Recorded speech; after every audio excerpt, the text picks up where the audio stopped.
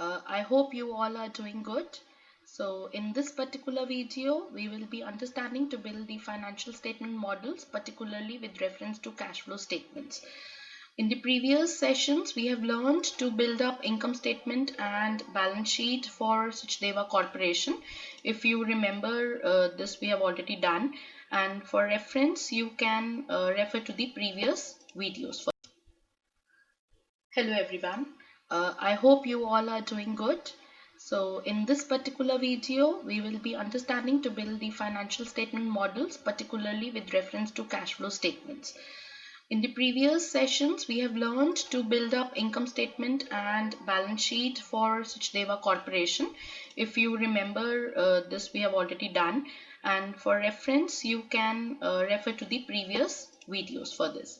So let us now proceed to build the third most important statement, that is cash flow statement, which is the link between the income statement and balance sheet.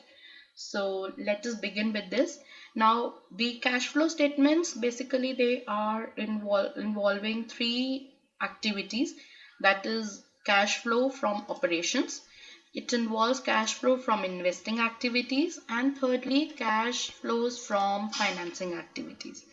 So since we require to calculate the change over the previous year, so we'll be calculating from the year 2016. So we'll be using the Sachdeva Corporation data only, which we have already built in for the income statement and balance sheet. So for 2016, that is in the C7, we need to calculate net income, which we have calculated in the income statement. So equal to over here, refer to the income statement and balance sheet, which we have calculated, and select this particular cell C20 directly and enter. We will have this particular value for net income and drag for the other years.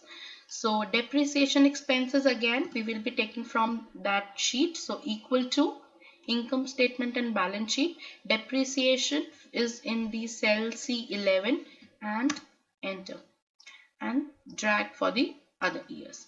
Now to calculate the increase and decrease, we have for cash flow from operations, we have asset side and we have liability side. So I have included over here decrease and increase, the options are over here.